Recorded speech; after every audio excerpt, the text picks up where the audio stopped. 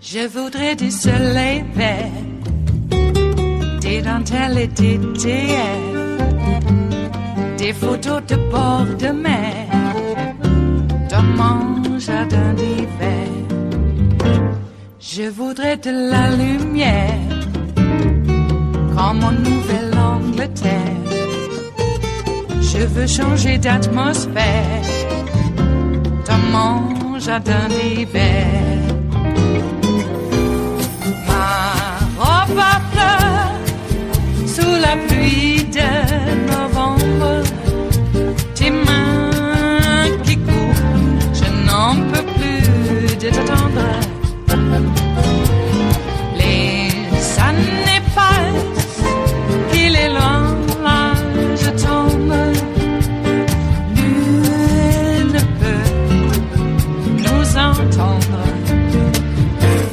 Je voudrais du Fred Astaire, revoir un latte. Thing one tonight, how much does Donald Trump hate the swamp? The answer is not much at all. You see, Drain the Swamp was just a thing he said that his campaign crowds liked, but then as soon as he got to Washington, it was almost cartoonish how fetid the Trump swamp got. His cabinet was filled with people like Ryan Zinke, Secretary of the Interior, who was in the job for less than 2 years and managed to rack up 15 investigations into his conduct. He resigned in disgrace and should be far from the swamp since, according to the rules laid out in that pretend Drain the Swamp executive order by the president, executive branch appointees are banned from lobbying for 5 years after leaving their government jobs. So, whatever Zinke's doing, I am absolutely sure his new work is very separate from anything he did at the Department of Interior. Or maybe it's with a gold mining firm that's pursuing project approvals involving the Department of Interior. That's right, Zinke is joining the board of U.S. Gold Corp, whose CEO cited Zinke's excellent relationship with the Interior Department in explaining his hiring. Zinke, of course, says the job would not constitute lobbying. Of course not! Well, the good news is that the Interior Department has a brand new secretary now, so all those ethics investigations are in the rearview mirror, or not, and that's thing two. So you'd think that after he finally drained the swamp of someone as conflicted as Ryan Zinke, President Trump would choose a squeaky clean replacement to head the Department of Interior. If you were watching the confirmation hearing for his new nominee, the first sign that something was awry were the actual swamp things in the audience. Those were, of course, Greenpeace activists protesting Bernhardt, who they call the ultimate swamp thing due to his work as a corporate lobbyist for the oil industry and allegations that he kept lobbying after legally declaring he had stopped, and that he used his position to push for a policy desired by a former lobbying client. Oh, and that he blocked the release of a report showing the effects of pesticides on endangered species. Bernhardt has so many conflicts of interest, he, and I'm quoting here, has to carry a small card listing them all, according to the Washington Post. No, seriously, he keeps a card in his pocket in case he needs a cheat sheet about all his conflicts. But none of that stopped every single Republican senator and a few Democrats from voting to confirm Bernhardt last week as our new Secretary of the Interior. That was last Thursday. And then yesterday, just 4 days later, the Interior Department's internal watchdog opened an investigation into their brand new secretary, David Bernhardt. Come on down. Welcome. That follows requests from 8 senators and 4 government ethics watchdog groups. We need to finish exactly what we came here to do. Drain the swamp.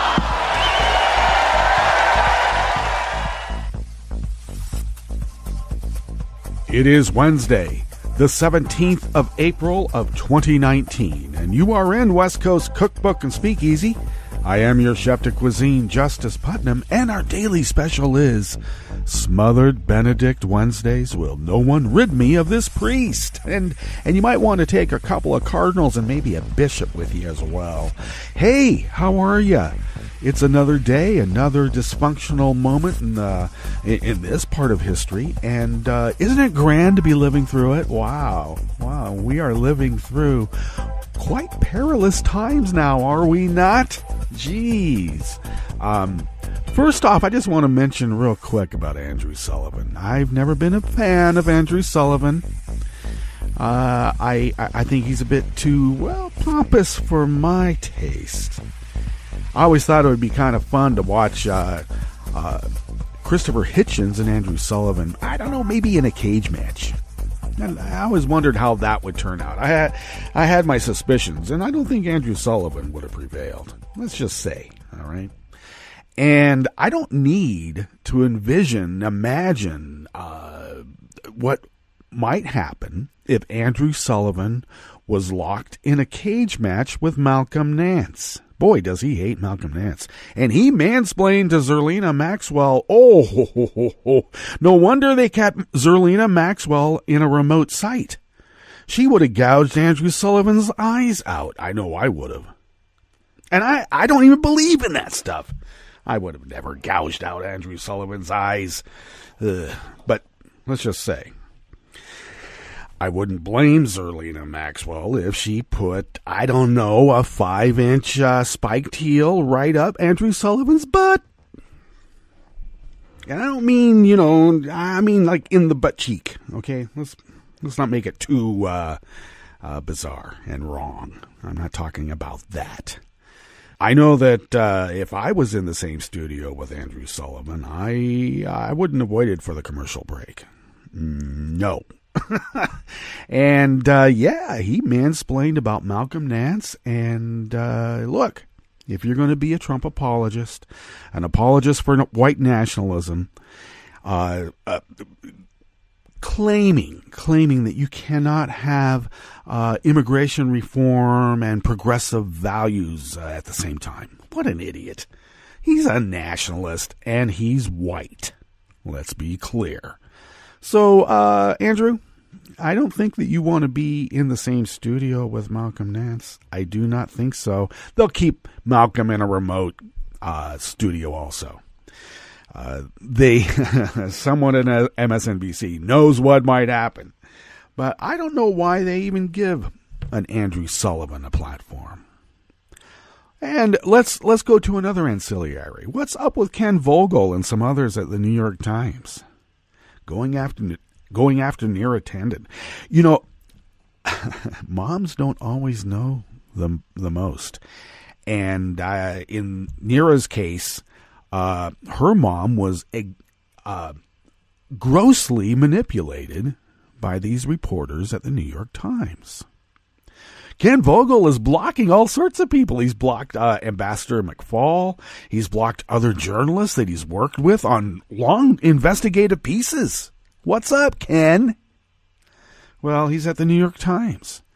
And Neera is a Hillary Clinton supporter a long time. And the hate for Hillary Clinton is just so... I have never figured it out. When the Clintons first took office, one of my best friends down in Orange County he was calling her a witch. And I laughed at it. I go, God, your misogyny is just over the top. But I have to say, for some reason, Hillary Clinton triggered some weird, violent reaction in these right-wingers. And it's been just this way and worse all these years, decades now. I've never quite understood it. I've tried to put myself in their shoes and I can't figure it out, other than the fact that their lizard brains somehow get triggered by something about women. I don't know what it is. Could it be like a woman might be equal or even might be superior in instances to a man? So what? That was my attitude. So what? Ken Vogel and the rest of the New York Times going after Neera Tanden the way that they are right as the primaries are heating up. Isn't that interesting? What is on the table? And it's just very telling that Ken Vogel has blocked so many people, and people that he's actually been quite intimate with. I wonder what's up. Bill Barr looks like he's been compromised and has been compromised by the Russians for quite some time. Maybe that, and I've said before, maybe that explains that audition letter. It wasn't just about saving the presidency, it's about saving his own ass. And since he's been in deep with cover-ups with the Republican Party from way back, I have surmised that the Republican Party as a whole is compromised by a lot of laundered Russian rubles coming through the NRA, because the NRA was handing out a lot of money to the GOP for quite some time. When did the NRA have the Russian rubles, and when did they start handing out the laundered results of those Russian rubles? That's my question. I want to know that answer. But, it looks like Bill Barr in 1989. I remember this. I remember the uproar from it. I'll just give you my summary. You don't need to see this whole report. Let me give you my... Look, I'm an assistant AG. I mean, you got to trust me. So when Trump talks about bad cops, the bad cops are the ones helping him. That's why they're bad cops. What's on the rest of the menu here in the Bistro Cafe of West Coast Cookbook and Speakeasy? Well, at the top, that was a little piece on our brand new Interior Secretary, and he went 4 whole days without an ethics investigation. That's a lot longer than some of the other cabinet secretaries, the ones that... I mean, do you realize how few cabinet secretaries we really have? There's still nobody at the State Department. What's up with that? Oh, I know exactly what's up with that. When you're deconstructing the administrative state so a hostile foreign power can, come over and take over, you really don't need a diplomatic corps for that now, do you? No, you don't. Hey, Congress is investigating voter suppression, and the GOP is livid. No, how we can't win without voter suppression. Come on, you're violating our constitutional rights. Trump's path to re-election is all about shoveling racism down the throats of seniors. Yeah, it's coming on Facebook and other places too, like Sinclair. A lot of MS-13 stories again. I wonder what that means. And a federal judge doubts Attorney General Bill Barr can be trusted with the Mueller report. And I'll just say this one more time. We're going to party like it's 1989. After the break, we move to the chef's table, where the White House will not turn over documents to Congress on whether Trump sought to intervene in the AT&T Time Warner merger. Because why would he? That would be a crime. And he did. And the Brazil Supreme Court drew condemnation for silencing its critics with a confidential criminal case targeting the press, pundits on social media, and even a retired Army general.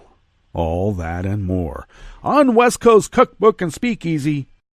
Bon appetit.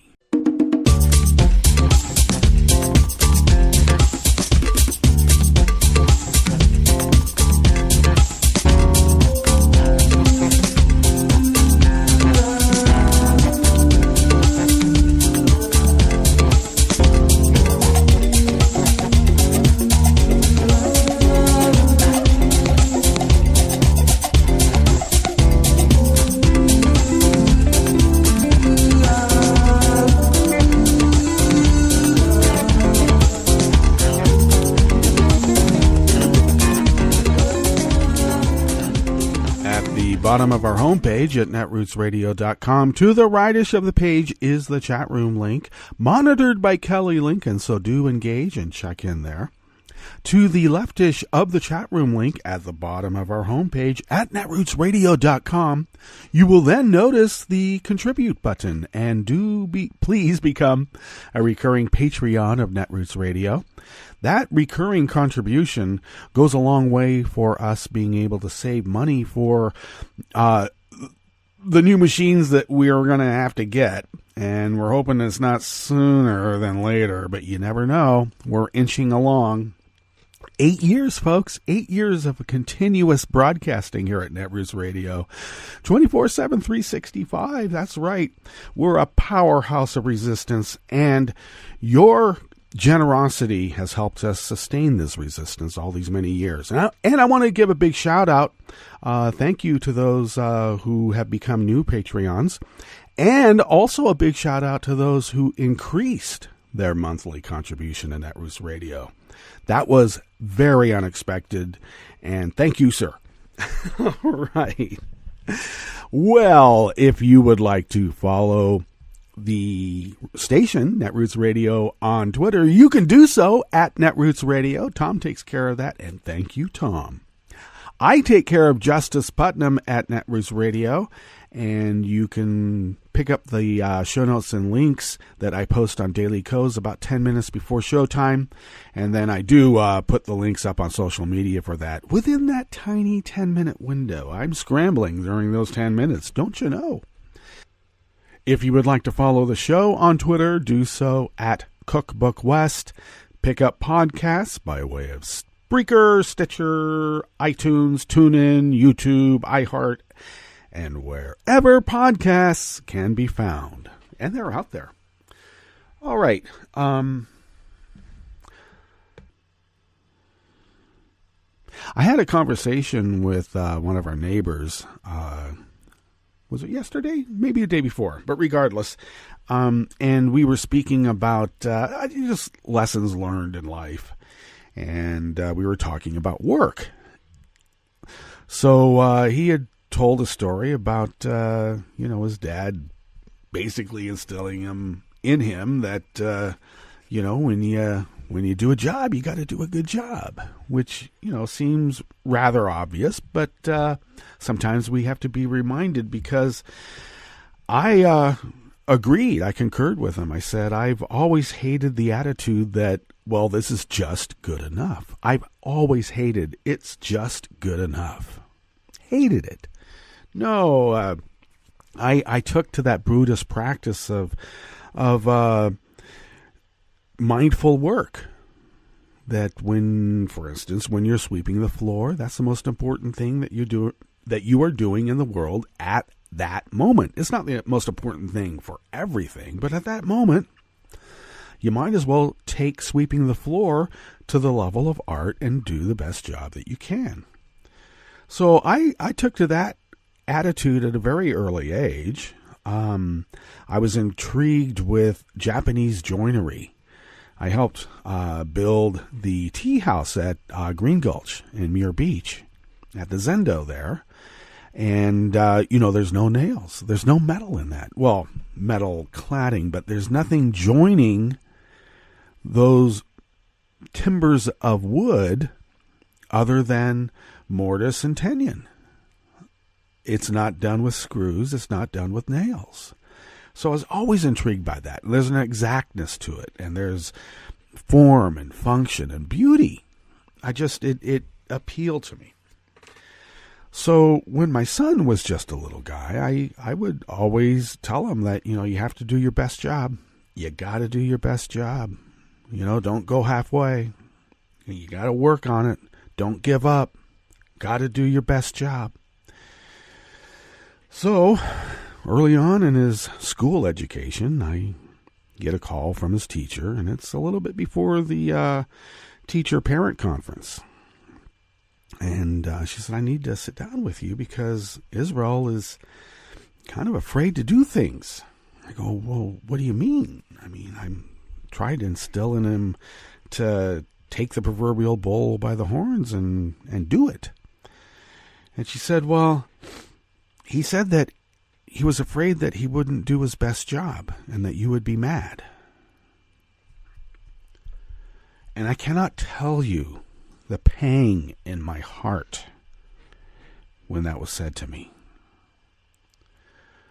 Because it was the exact opposite of what I was trying to communicate, and I had no idea the impact of my words on a little mind that was forming. He wanted to do the best for his dad, and his dad was saying, if you don't do the best, I won't like it. That's what he heard. And he was afraid. He was afraid that he would make a mistake, afraid that Dad would be mad at him for not doing his best. So I got to tell you, I worked on that for a long time with him. And I'm proud to say that he was not paralyzed by that statement early on in his life, because I worked on it. But I got to tell you, it made me cry thinking about it. It's going to take a while. Okay, let's get on with what's on the rest of the menu here in the Bistro Cafe of West Coast Cookbook and Speakeasy. Congress is investigating voter suppression, and boy, oh boy, are the GOP. They are outraged, I tell you, livid. Republicans are freaking out that Congress is currently investigating voter suppression efforts in states, including Georgia, Texas, and Kansas. And this is out of Share Blue Media with Dan Desai-Martin.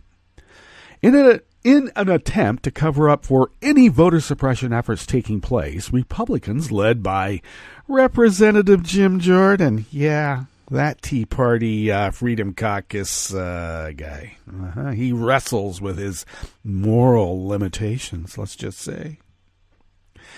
Well, he sent a letter on Monday that appears to discourage states from working with the ongoing congressional investigation. A minority member sending out a letter to the state saying, don't follow the law. In nearly identical letters to 6 officials in the 3 states mentioned above, Jordan states without evidence that the investigations do not appear to have valid legislative purpose, and subsequently whining that the letters were sent by the Democratic majority without consulting with the Republican minority. You know, these guys know a lot about obstruction from all angles, too. In a separate letter to Representative Elijah Cummings, chair of the House Oversight Committee, and Jamie Raskin, chair of the Oversight Subcommittee on Civil Rights and Civil Liberties, Jordan and his colleagues purport to question the legitimacy and ability of Congress to even investigate numerous credible allegations of voter suppression. In fact, the letter says, Cummings and Raskins should focus on bettering the lives of American people, as if exercising the right to vote is somehow not important to the lives of the American people. All the letters were also signed by Representative Chip Roy of Texas, Jody Hice of Georgia, and Michael Cloud of Texas. Repugs all. The lies by Jordan and his colleagues did not sit well with Raskin, who is taking the lead on some of the investigations. The U.S. Congress has the power and obligation to enforce the voting rights of the people as spelled out in the 14th, 15th, 17th, 19th, and 24th Amendments to the U.S. Constitution. Raskin, a former constitutional law professor, said in his statement in response to Jordan's letter. Raskin says investigations are obviously within our power, and moreover, part of Congress's solemn duty is to look into state-based assaults on popular democracy. Raskin called out his indignant colleagues for putting forth laughably frivolous arguments against the investigation. He reminds Jordan and the GOP that under the Republican majority, Republican leaders stated that the Oversight Committee has broad authority to investigate any matter at any time under House Rule 10. But now the Democrats are in charge, there's a new sheriff in town, and we're going to bring in some outside agitators to make sure that you toe the line.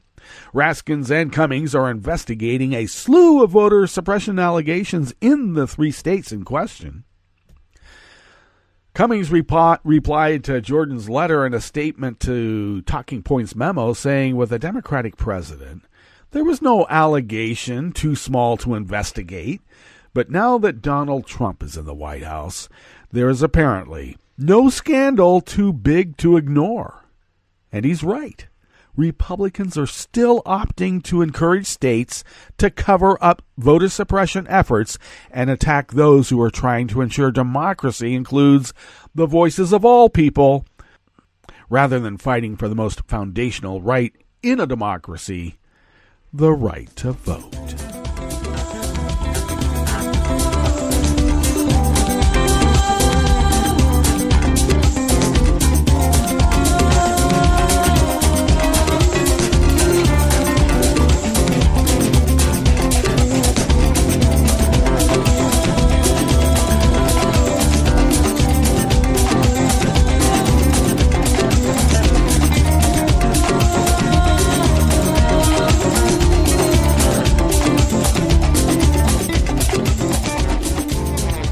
great Oliver Willis of Share Blue Media brings us this next offering here in the Bistro Cafe of West Coast Cookbook and Speakeasy, Smothered Benedict Wednesdays. Trump's re-election campaign is spending millions of dollars on Facebook ads targeting senior citizens with racist immigration lies and smears. A data mining analysis of public Facebook data by the firm Bully Pulpit Interactive uncovered where Trump's money is going on the social media platform. According to Facebook, Trump has spent at least $11.3 million in the last month on advertising for their site. A whole 44% of the money Trump is spending on Facebook ads is targeting voters over 65 years old. Trump needs that block of voters if he is to have any hope of being reelected. While he lost the general election to Hillary by nearly 3 million votes, Trump performed better with older voters in 2016. But by 2018, Democrats significantly narrowed the gap. Republican candidates still won older voters by 2 percentage points, but it was not enough to prevent control of the House to flip to Democrats. Trump's chosen path to appeal to those voters is once again racism. They're going to come and kill you in your sleep. Yes, when you're sleeping, MS-13. Very bad people. Trump is using nativist language around immigrants in 54% of the ads. Highlighting the fact that Trump is using the same playbook. Republicans tried doing that in 2018, and it backfired on the party. Trump ads have pushed his racist wall, advertised his disastrous plan to close the southern border, and whined incessantly about congressional investigations into his corrupt administration. His presidency has been continually unpopular in many of the key states he won in the last race. Trump has experienced drops in approval of 10 percentage points or more. Actually, there's an article out today from constitutional historian that shows that Trump is the only president in the history of the United States, and that goes all the way back to George Washington, folks, that has never had a positive approval rating at any point. They hate him. How is he able to stay in office? Well, we know how. Most Americans, 2/3 to be exact, believe his presidency has made the country more racist. Instead of making a moral stand and doing something to correct his actions, Trump's Facebook strategy, coupled with his daily rhetoric, shows a man who is not concerned about making things worse. Trump traffics in demagoguery and bigotry, using his platform to endanger Americans by whipping up his most devoted fans into a frenzy. Why else would he put another target on Omar's back days after a guy got arrested for trying to kill her on Trump's orders? Why? Well, the data doesn't lie. Trump is using millions of dollars to bankroll hate, and he's targeting senior citizens to get the job done.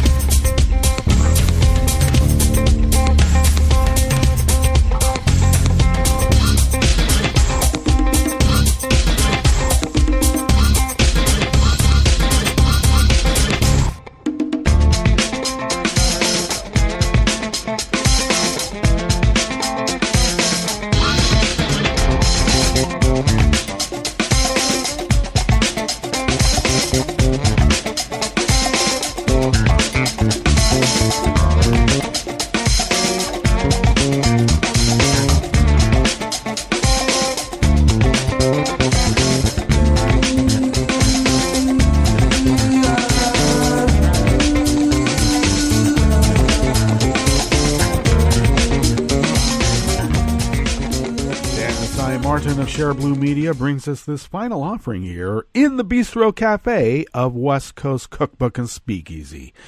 Attorney General Bill Barr's shady handling of the Mueller report thus far has left one federal judge very concerned, and I think that the whole nation has been pretty damn concerned on this. And let's be clear, media.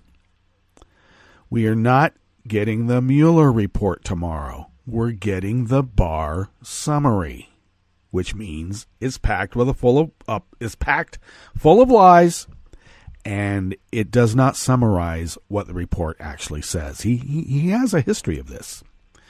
Well, a federal judge said he's willing to consider double-checking the work of William Barr after Barr releases a redacted version of the Mueller report because it's not clear whether the Trump appointee can be trusted to share as much of the report as possible with the American people. The Attorney General has created an environment that has caused a significant part of the American public to be concerned that Barr might censor more of the Mueller report than is absolutely necessary to protect national security and ongoing investigations, U.S. District Judge Reggie Walton said on Tuesday afternoon. Obviously, there is a real concern as to whether there is full transparency, Walton, a George W. Bush appointee, added.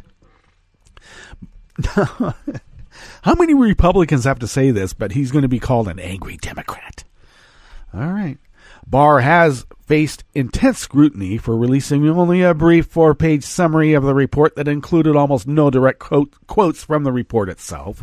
And since that summary was released, members of Mueller's team have complained that Barr seemed to be whitewashing their report in a way favorable to Trump. Now remember, nobody on Mueller's team said word one to the press or anybody. That investigation was clamped down. And Barr is hoping that the institutional niceties that we always follow, we follow the rules. He is counting on that to take advantage of us once again. And those investigators said, look, we're off the case now. And this guy, you better keep an eye on this guy.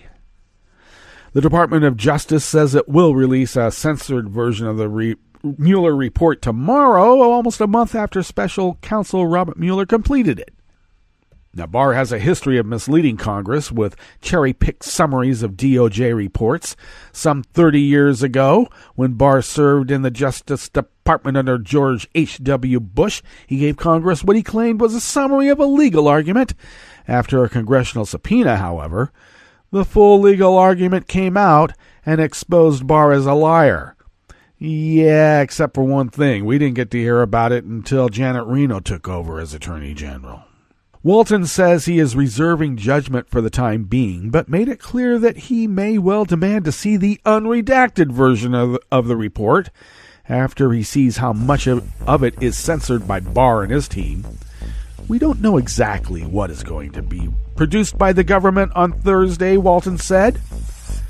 I would hope the government is going to be as transparent as it can be. Well, in the Trump government, as transparent as it can be, I think they pulled the shades down on transparency. All right, let's get to our break. And when we come back from that break, we are going to go through weather from around the world and finish up with the stories that we've curated for you today. You are listening to West Coast Cookbook and Speakeasy, and we will be right back. You are listening to netrootsradio.com. Please hang up and try again.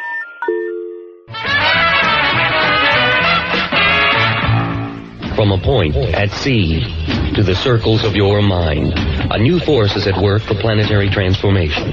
New radio for a new Earth.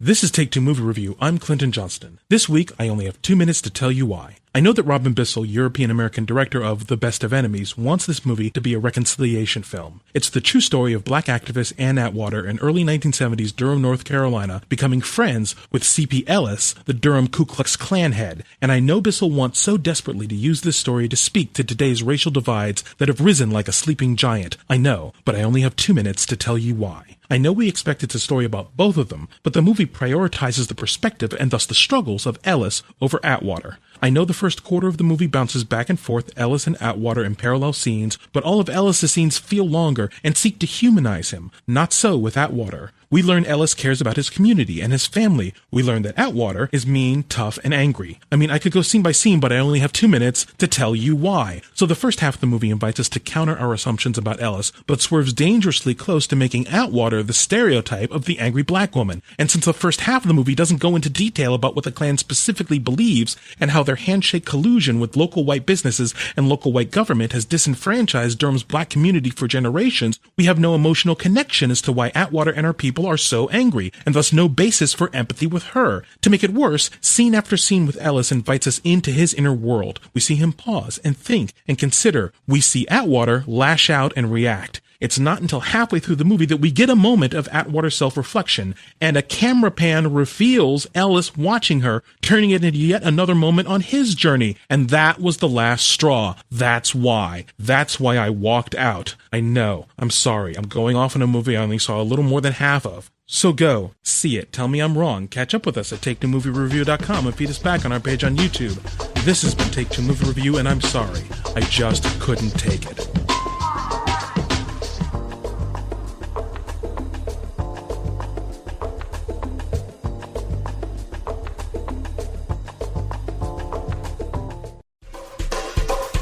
This is Scientific American's 60-Second Science. I'm Steve Mirsky. The benefits from science, as they show up in our daily lives, are just enormous. But I want to try and argue that right now science can do something for us, give us a kind of hope that goes beyond just those benefits. Paul Romer, he shared the 2018 Nobel Memorial Prize in Economic Sciences. Romer spoke April 9th at the National Academy of Sciences in Washington, D.C., at an event honoring 10 U.S. Nobel and Kavli Prize laureates. Now, there's nobody who's got benefits as direct and as immediate as Jim. Jim Allison, who was also there and who shared the 2018 Nobel in Physiology or Medicine for his work that led to new drugs against cancer. You know, when you can show there are people alive now because of the discovery you've made, that just, that trumps everything. Most of us create benefits in an indirect way, and they come in small steps, so they're harder to perceive. Romer then cited William Nordhaus, with whom he shared the 2018 Economics Prize. Bill has this beautiful paper that measures a particular type of benefit, which is asking how much light in lumen hours can somebody get from an hour's worth of work. And roughly speaking, from, say, the beginning of the Neolithic Revolution up to, say, the time of the founding of the National Academy. That's about 12,500 years ago to 1863. That went up by a factor of 20. People just bump into things, they discover things, so 20 times more light. But from the time of the founding of the Academy until now, it's gone up by a factor of 20,000. So 1 hour of work translates into 20,000 more lumen hours of light than it did just in the time this institution was founded. So those benefits are just huge, and we need to. And by the way, it's the system of science that made those very rapid ones possible, not just curiosity, not just random search. So they're huge benefits, but right now I think there's more anxiety about how we're going to interact with each other as people than there is about just can we keep having more material benefits. And here I think science is maybe even more important because it's a very unusual community of people. It draws on people from all backgrounds, from all over the world, and unites us in a kind of a common purpose. And we get things done because we insist on things like truth and honesty. And we can trust each other because of that insistence. And we welcome people in to that community if you're willing to live by those norms, and we ask you to leave, or we don't pay any attention to you if you don't live by those norms. And the goal is really one of offering benefits that can be shared by everybody. So if you think about kind of like the hope for humanity, science is a model of not just what we can accomplish, but who we can be and how we can be with each other. For Scientific American's 60-Second Science, I'm Steve Mirsky.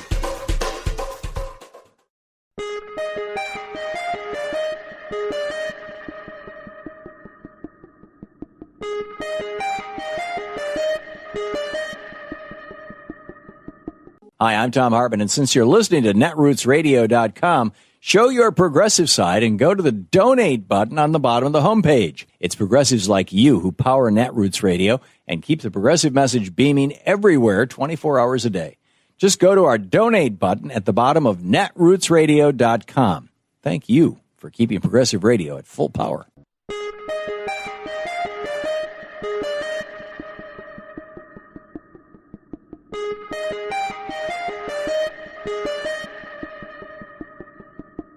I'm Rick Smith, and this is Labor History in 2.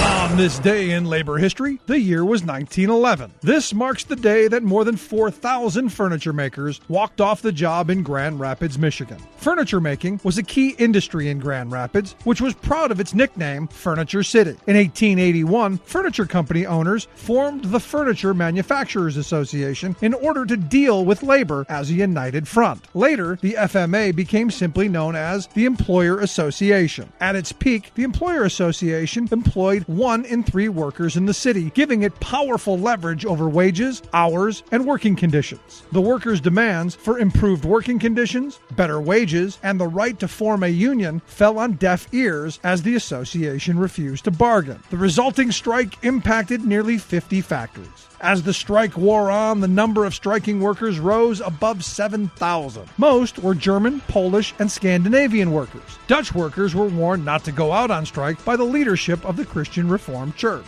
who told their congregants not to join a union. Some chose to obey the church's warning, while others joined the strikers. When one company attempted to bring in strike breakers, a crowd gathered to keep them from entering the plant. Many in the crowd were wives of strikers. Some even brought their babies to the line. They hid rocks under their long skirts and hurled them to keep the scabs from entering. Finally, the strike ended in August. Many of the strikers never regained their jobs, and few of the workers' demands were ever met. In 2007, a statue entitled The Legend of the Spirit of Solidarity was constructed featuring a woman, a Dutch Protestant worker, and a Catholic immigrant worker. The president of the Communication Workers of America, Local 4034, explained the aim of the statue was to educate future generations about the role labor people played in the establishment of the city. Labor History in 2 brought to you by the Illinois Labor History Society and The Rick Smith Show. I read the news today, oh boy. It's time for Nicole Sandler's What's News from NicoleSandler.com and the Progressive Voices Network. At the Fox Town Hall Monday evening, when asked about the U.S. involvement in so many wars, Bernie Sanders noted that his bill, co-sponsored by Republican Senator Mike Lee, requiring the U.S. to get out of the Saudi-led war in Yemen, had passed both chambers of Congress. He used his Fox appearance to implore the president to sign the bill now sitting on his desk. We think that the United States should get out of the Saudi-led war in Yemen. And for the first time since the War Powers Act was passed 45 years ago, we succeeded in the House and the Senate. The president has said that he does not want to see this country involved in endless wars, and I agree with that. And, Mr. President, tonight you have the opportunity to do something extraordinary. Sign that resolution. Saudi Arabia should not be determining the military or foreign policy of this country. Let's get out of Saudi Arabia. Let's develop a bipartisan approach so that we do not continue to be engaged in, wars like Afghanistan, which is, 18 years Well, Donald Trump vetoed the bipartisan resolution Tuesday that would have forced an end to U.S. military involvement in Saudi Arabia's war in Yemen. It would have used the War Powers Act to distance the U.S. from a conflict which has left thousands of civilians dead. But Trump rejected it, partly because it was being seen as a direct rebuke of his coziness with Saudi Arabia in the wake of the killing of Jamal Khashoggi. Trump said, quote, "The resolution is an unnecessary, dangerous attempt to weaken my constitutional authorities, endangering the lives of American citizens and brave service members, both today and in the future." His one previous veto came when he rejected a bipartisan measure that would have overturned his declaration of emergency at the border. In other disturbing Trump news, the president has been inciting violence against freshman Congresswoman Ilhan Omar of Minnesota. Donald Trump made clear Wednesday that he was unconcerned about whether his recent actions and rhetoric against the Congresswoman were dangerous and posed a threat to her well-being. Tom Hauser of KSTP TV in Minnesota asked Trump this question. Woman Omar sent out a release last night saying that your tweet from a couple of days ago has led to direct threats on her life. Any second thoughts about that tweet and the way it was produced and put together? No, not at all. Look, she's been very disrespectful to this country. She's been very disrespectful, frankly, to Israel. She is somebody that doesn't really understand, I think, real life, what it's all about. It's unfortunate. She's got a way about her that's very, very bad, I think, for our country. I think she's extremely unpatriotic and extremely disrespectful to our country. Donald Trump is no stranger to Islamophobic rhetoric. During his presidential campaign, then candidate Trump suggested that Muslims should be put on a registry. As president, he has implemented multiple iterations of a Muslim travel ban. Earlier this month, a New York man was arrested for threatening to kill Congresswoman Omar. According to the FBI, he said he loved Trump and, quote, hates radical Muslims in our government. Saturday marks the 20th anniversary of the shooting at Columbine High School in Colorado, in which 2 students killed 12 classmates and a teacher. It was the first of the scourge of school shootings that has terrorized our country since. Schools in 20 districts around Denver are closed on Thursday as police try to track down a woman who reportedly has an infatuation with the Columbine mass shooting. Saul Pace, an 18-year-old, traveled Monday from Miami to Denver and immediately went to a store, bought a shotgun and ammunition, according to the FBI. It's believed she made credible but unspecific threats and is considered a danger to the community and schools.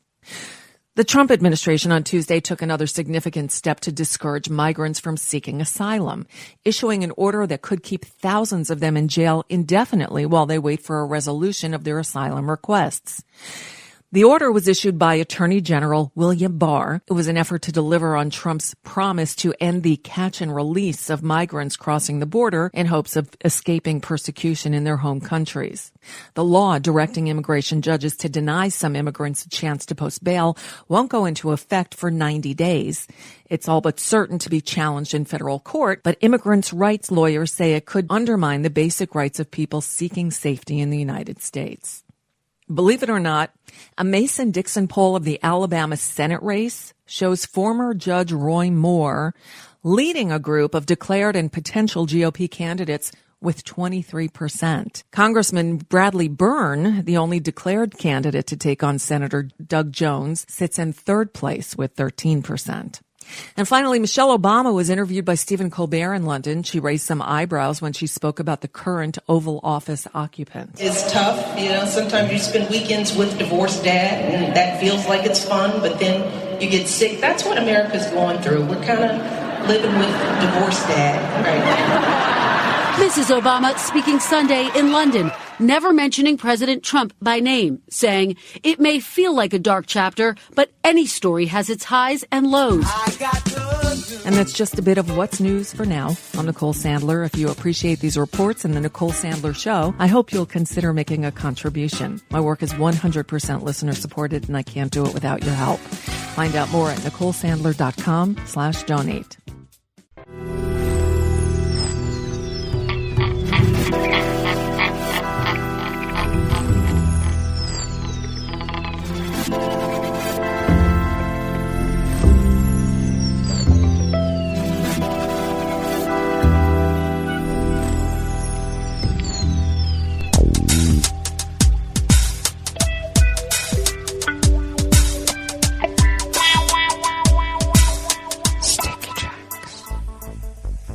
Thank you for accompanying us here to the chef's table at West Coast Cookbook and Speakeasy, Smothered Benedict Wednesdays. We always begin weather from around the world along the banks of the Rogue River, in the Rogue River Valley of Southern Oregon on the west coast of the continental United States of America, where it is currently 48 degrees Fahrenheit. We are looking at a high of, just about 73 to 75 degrees Fahrenheit today. Yes, indeed. Overnight lows are going to be in the mid to low 50s with an expected high tomorrow in the low 80s.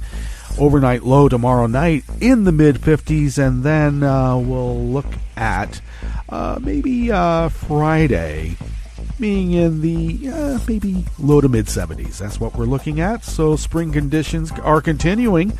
We need to warm up that soil for a few of the plants that I've been holding back on. So I think we're going to be right in that area. We're looking at a little bit of rain over the weekend and then maybe showers next week. So I'm looking forward to that. Mostly cloudy conditions will prevail throughout the day. Winds are light and variable out of the southeast, and will remain light and variable for the next few days, which is good because I have taken my mom. Why does she do this? She buys Omaha steaks. Yeah. But regardless, we have these styrofoam coolers that they come in. And I have repurposed a few and made them into platters. I've repurposed them such that I've worked a little bit on texturing, hardened the inside and outside shell with a heat gun, spray painted them so that they look, and I even had the city come up and the town of Rogue River, the people from Town Hall came up and took pictures of these styrofoam containers because I made them look like carved granite, like granite carved into a planter. It looks pretty good. And way to repurpose them. I hate putting things in the landfill, and I didn't know what else to do with them, so I did that. And today and tomorrow, since we have light and variable winds, I can do the spray painting part that gets messy if there's too much wind. Okay. Looks like grass pollen is moderate, and I've been hearing my neighbors sneezing. I don't want to think about what's going to hit me. Air quality index is in the green good range at 17 parts per million, and the daytime UV index has shot up into the high range at 6. Barometric pressure is rising, oh my gosh, at 30.07 inches. It can't rise very much more. Visibility is at 10 miles, and relative humidity is at 86%, so a little bit less than what it has been. Weather from around the world is brought to you by people's personal weather stations that they purchased. These people planted these purchased personal weather stations somewhere on their property, and these people positively live around the world. London is 66 and partly cloudy. Paris is 65 and fair. Rome is 68 and fair. Kiev, 58 degrees and fair. Kabul is 56 and partly cloudy. Hong Kong is 71 and clear. Tokyo is 60 degrees and cloudy. Sydney, Australia is 64 and clear. San Francisco, California is 49 degrees and partly cloudy. And New York, New York is 57 degrees Fahrenheit and cloudy. And that is weather from around the world, brought to you by people's personal weather stations that they purchased.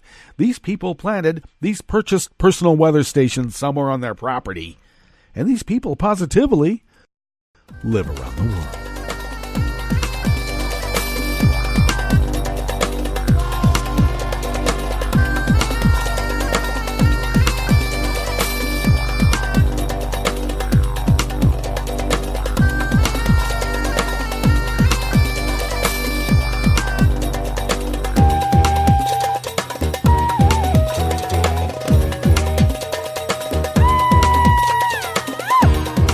David Shepardson of Reuters brings us this first amuse-bouche here at the chef's table at West Coast Cookbook and Speakeasy. The White House has told 2 U.S. House Democrats it will not turn over documents that could show whether Republican Donald Trump sought to intervene in the regulatory review of AT&T Incorporated's $85 billion acquisition of Time Warner, Inc. in March.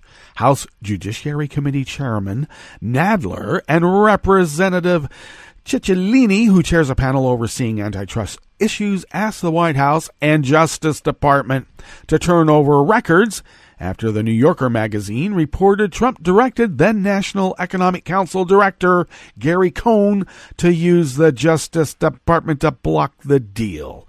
Trump criticized the deal as a candidate in late 2016, saying it would concentrate too much media power in the hands of one owner that wasn't him. and later saying it would raise prices. I added the part about him, okay? He also frequently attacks CNN, a Time Warner property now owned by AT&T, for what he sees as negative coverage of his campaign and administration. Well, that's levied against anybody that criticizes him, and you'll notice that Fox and Sinclair never do. The two Democrats responded in a joint statement that the White House counsel has made a blanket claim that all White House communications, regardless of whether they contain evidence of improper or even unlawful activities, are protected by a cone of secrecy, adding they would pursue the matter. In February of 2018, U.S. District Judge Richard Leon rejected AT&T's request to see White House communications that might shed light on whether Trump pressured the Justice Department to try to block the deal.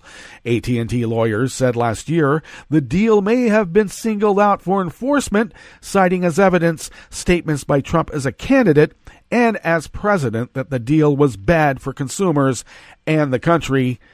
AT&T declined comment by the time of publication.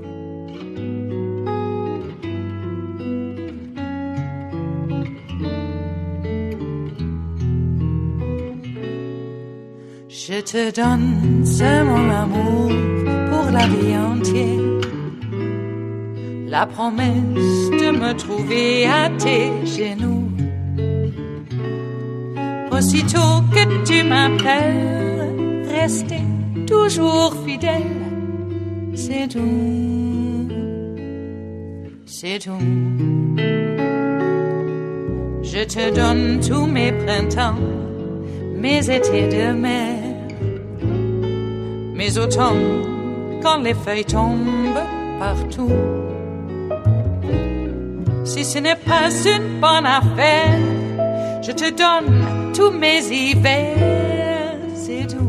Anthony Bodel and Ricardo Brito of Reuters brings us this final amuse-bouche here at the chef's table at West Coast Cookbook and Speakeasy, Smothered Benedict Wednesdays. Brazil's Supreme Court drew fire for silencing its critics with a confidential criminal case targeting the press, pundits on social media, and even a retired army general close to President Bolsonaro.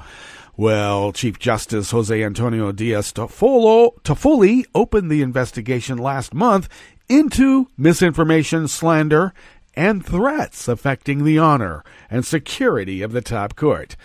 On Monday, the court ordered news website O Antagonista and Associated Magazine Caruso to withdraw a story published on Friday that alleged a link between Toffoli, the Supreme Court Chief Justice, and players in a long-running graft scandal. Police on Tuesday executed search and seizure warrants issued by the court targeting outspoken critics on social media, such as former cavalry officer Paulo Chagas, who campaigned with Bolsonaro last year and called the Supreme Court soft on graft. Well, we'll show you. The case is under seal, and the court declined to comment because when you're doing a secret investigation in a star chamber, you don't want people to know.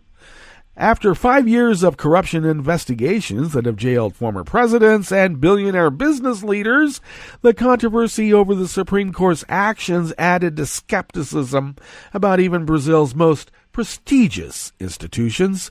The court's offensive drew immediate blowback from newspaper editorials, prosecutors, and indirectly Bolsonaro himself. Brazil's top prosecutor, Raquel Dodge, told the court she was closing the investigation opened by Toffoli on the grounds that the Supreme Court could not both investigate and judge a criminal case. That seems rather obvious now, doesn't it? All right, that brings us to the end of our broadcast period for today, but we're going to meet up tomorrow for Metro Shrimp and Grits Thursdays for the Barr summary. Indeed, so do stay tuned for that, or do tune in for that. Stay tuned to Netroots Radio all day and all night for all the breaking news as it breaks, and we'll meet up here tomorrow, right here in West Coast Cookbook and Speakeasy. Bon appetit.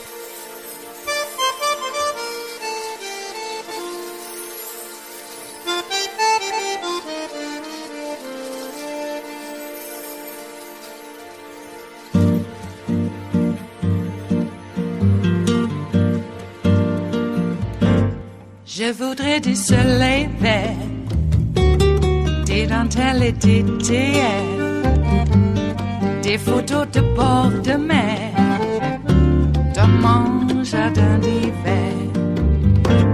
Je voudrais de la lumière, comme en Nouvelle-Angleterre.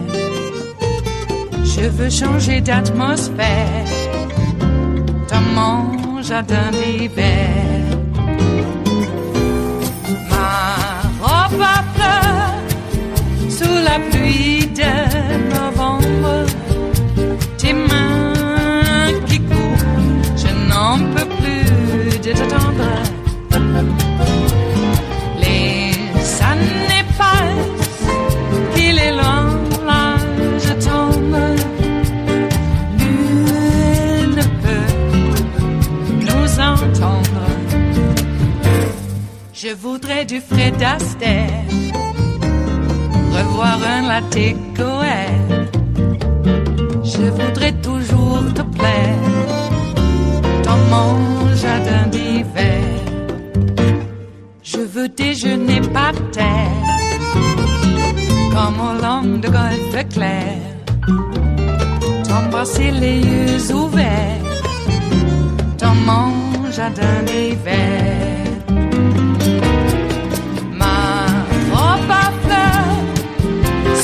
Pluie de novembre, tes mains qui courent, je n'en peux plus de t'attendre. Les années passent, il est loin, là je tombe. Nul ne peut nous entendre. Ba-da-da-dum-di-da-dum. Ba-da-da-dum-di-da-dum. Ba-da-da-dum-di-da-dum. Dans mon jardin d'hiver. Ba-da-da-dum-di-da-dum. Ba-da-da-dum-di-da-dum. Ba-da-da-dum-di-da-dum. Dans mon jardin d'hiver. Dans mon jardin d'hiver. Dans mon jardin d'hiver.